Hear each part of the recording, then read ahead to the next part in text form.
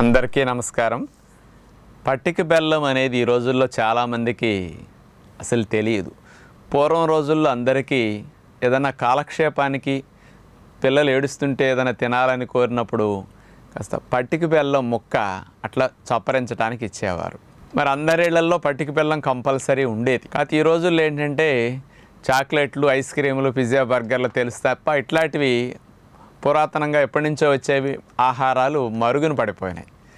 కానీ చాలామందిలో కూడా ఇప్పటికీ పట్టిక బెల్లం కనుక చప్పరిస్తున్నా తిన్నా దగ్గు తగ్గుతుందనేది ఒక విషయం ఎక్కువ మందిలో ఉంటుంది. ఇప్పటికీ కొంతమంది పల్లెటూళ్ళలో, ఇతర ప్రాంతాల్లో వెనకటి రోజుల నుంచి వచ్చే అలవాటు ప్రకారం దగ్గే వాళ్ళకి నోట్లో పట్టిక బెల్లం పెడతారు చప్పరించమని. దానికి దగ్గు తగ్గుతుందా లేదా మనకి అవగాహన కావాలి. మామూలుగా పట్టిక బెల్లం ఎలా తయారు చేస్తారంటే పంచదారని నీళ్లు పోసి కరగనిచ్చి దీన్ని మళ్ళీ పొయ్యి మీద పెట్టి మరిగించి పంచదార పాకం రావాలి. అలా బాగా పంచదారలో నీళ్ళన్నీ మరిగి ఈ పంచదార అంతా పాకంగా జిగురుగా వచ్చిన తర్వాత దగ్గరికి అచ్చు పోసేటట్టు వస్తుంది కదా, దానిని ప్లేట్లో పోసి ఒక అచ్చులాగా ఇంత లావునే ఒక అంగుళన్నర మందంతో అచ్చు పోసేస్తారు. దాన్ని ఇక ఒక అట్టలాగా ఇంత మందంగా ఉంటుంది కాబట్టి పట్టిక బెల్లం అచ్చు అలా అచ్చులుగా అమ్ముతారనమాట. దాన్ని ఇంట్లో అట్లా అర కేజీ అట్లా కొనుక్కొచ్చి చాలామంది బండ పెట్టి ముక్కలు కొట్టి ముక్కల్ని డబ్బాలో పెట్టి పూర్వం రోజుల్లో స్టాక్ ఉంచేవారు. ఈ పట్టిక బెల్లం కూడా ముక్కలు అమ్మేవాళ్ళండి షాపుల్లో కూడా. 5 పైసలు ఇస్తే పట్టిక బెల్లం ముక్క అట్లా ఇచ్చేవారు అనమాట. మరి ఇలాంటి పట్టిక బెల్లం దగ్గు తగ్గటానికి పనికొస్తుంది అంటారు.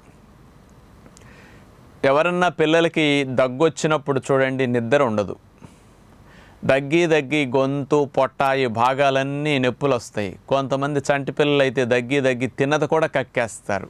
ఈ దగ్గు ముఖ్యంగా తెల్లవారుజామున 2ంటికి 1 గంటకి ఆ సమయాల్లో నిద్ర లేపి మరి కూర్చోబెట్టి దగ్గిస్తూ ఉంటుంది. ఇంట్లో పిల్లలు అట్లా దగ్గుతూ ఉంటే పేరెంట్స్ కూడా నిద్రపోతుంది. వాళ్ళు పడుకోనంతసేపు వీళ్ళకి కూడా నిద్ర ఉండదు. వాడి అవస్థను చూస్తే వీళ్ళకి ఇబ్బంది అనిపిస్తూ ఉంటుంది. అంటే దగ్గు మనిషికి ఆ ఉన్నన్ని రోజులు సుఖాన్ని నిద్రని లేకుండా చేస్తుంది అనమాట. ఆ రోజుల్లో మరి టానిక్లు, మందులు ఇట్లాంటివి ఎక్కువ ఉండేవి కాదు కదా. ఏదన్నా ఉంటే కొద్దిగా వాడేవారు. మందు వాడినప్పటికీ దగ్గు వారం 10 రోజులు అందరినీ కొంత ఇబ్బంది పెడుతూనే ఉంటుంది, నిద్ర లేపుతూనే ఉంటుంది. ఎన్ని మందులు ఈ రోజుల్లో ఎంత టానిక్లు వాడినప్పటికి కూడా. అంచేత అలాంటి వారికి ఈ నోట్లో పట్టిక బెల్లం పెట్టి చప్పరించమ్మ దగ్గు తగ్గుతుందని చెప్పేవారు. అంటే పూర్వం రోజుల్లో డాక్టర్ మాట కంటే కూడా డాక్టర్ లేరు కదా, అంచేత పెద్దలు ఏదన్నా ఒకటి చెప్తే ఇది ఇట్లా చప్పరించు తగ్గుతుందని అంటే వాళ్ళ మాటే వేదముగా గుర్తుపెట్టుకుని పిల్లలు అట్లా నమ్మకం పెట్టుకునేవారు అనమాట. ఆ మాటే సగం తగ్గిచ్చేస్తుంది. పట్టిక బెల్లం పెడితే దగ్గు తగ్గుతుంది, ఇది చప్పరిచ్చు అని అంటే వాడి నోట్లో పెట్టి చప్పరిచ్చి నాకు దగ్గు తగ్గుతుందంటే తింటే నాకు మందు ఇచ్చింది కదా మా అమ్మ, అది రోజు పెట్టేవాళ్ళు కాదు కదా. అందుకని దగ్గు వచ్చినప్పుడు ఇట్లాంటప్పుడు పెట్టేవారు అనమాట. అంచేత అట్లాంటి ఫీలింగ్తో పిల్లలు చప్పరించేవారు. మరి వాస్తవంగా దగ్గుని తగ్గించే గుణం పట్టిక బెల్లానికి ఉందనుకుని ఈ రోజుల్లో చాలామంది కూడా అట్లాంటి ఇంకా వాడుతూనే ఉంటారు. సిటీస్లో కొంచెం అలవాటు పోయింది కానండి. వాస్తవంగా మరి అసలు దగ్గు వచ్చినప్పుడు పంచదార తింటే దగ్గు ఎక్కువ అవుతుందా తగ్గుతుందా మీరు చెప్పండి. అసలు దగ్గు వచ్చినప్పుడు మామూలుగా పంచదార వాడేవారు కూడా వాడరు, స్వీట్లు తినేవారు కూడా అసలు తినరు. ఎందుకంటే పంచదారకి ఇన్ఫెక్షన్ ఇంకెక్కువ అవుతుంది ఆ తీపికి. అందుకని బ్యాక్టీరియల్ ఇన్ఫెక్షన్ వచ్చినా, వైరల్ ఇన్ఫెక్షన్ వచ్చి మనకు దగ్గు వచ్చినా అది ఎక్కువైపోతుంది. అది ఇంకా పంచదార నుంచి ఇంకా అది అసలే అక్కడికి వేడి చేసి పంచదార తయారు చేశారు ఎన్నో గంటల ప్రాసెస్తో. దాన్ని ఇంకా 1.5-2 గంటలు మరిగించి పాకంగా చేసి దాన్ని అచ్చుపోసి పట్టిక బెల్లం అంటే మరి దీన్ని ఇంకా ఎక్కువ చేయడం చెప్పొచ్చుగా. ఇంకా మరిగినందుకు ఇంకా అందులో హాని కలిగించే డెవలప్ అవుతుంది. ఎందుకని పట్టిక బెల్లం వల్ల అసలు థ్రోట్ ఇన్ఫెక్షన్స్ కానీ, టాన్సిల్స్ ఇన్ఫెక్షన్ కానీ, దగ్గు కానీ ఆ సమస్య ఇంక ఎక్కువ అవుతుందండి, తగ్గదు. అసలు చాలా ఇరిటేషన్ చేస్తుంది అనమాట. ఏదో మూలిగే నక్క మీద తాటికాయ పడ్డట్టు అసలే ఇన్ఫెక్షన్తో ఇబ్బంది పడుతూ అక్కడ సెల్స్ అన్ని ఇరిటేట్ అవుతుంటాయి. ఈ పట్టిక బెల్లం పెట్టడం అంటే పంచదార కంటే ఇంకా డేంజర్ అనమాట అది. కానీ వీడికి మాత్రం ఉపశమనం ఎందుకు వచ్చేదంటే పిల్లలకి ఆ రోజుల్లోనండి 20 రోజులకి నెలకు కూడా ఏది తినడానికి దొరికేది, అన్నం, పచ్చడి, మజ్జిగ తప్ప. అలాంటప్పుడు దగ్గు రూపం వలన మరి అంతా కొనటానికి డబ్బులు ఉండేవి కదా.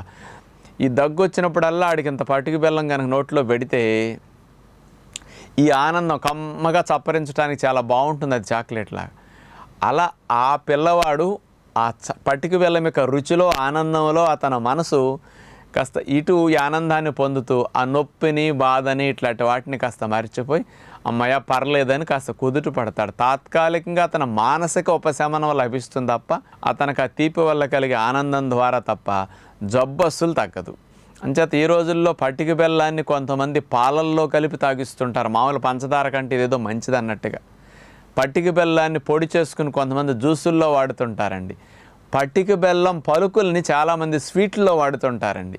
ఇప్పటికీ మీకు తెలుసు కొన్ని రకాల దేవుడి ప్రసాదాలు లడ్లు అమ్ముతుంటారు కదా, ఆ లడ్డుల్లో కూడా పటిక బెల్లం ముక్కలు చిన్న చిన్నవి తెల్లగా ఉంటాయి అన్నమాట. అలాంటివేనమాట ఇవన్నీ కూడా. అంచేత ఇవన్నీ పంచదార కంటే ఎక్కువ హాని కలిగిస్తాయి, ఎందుకంటే మళ్ళీ రీహీట్ చేస్తున్నారు కాబట్టి. అంచేత ఆరోగ్యానికి అస్సలు పటిక బెల్లం మంచిది కాదు. దగ్గు వచ్చిన వాళ్ళు అస్సలు వాడకూడదు. పిల్లలకు అట్లాంటివి పెట్టకండి. అలాంటిది ఈ రోజుల్లో కొనటం మంచిది కాదని విజ్ఞప్తి చేస్తూ నమస్కారం.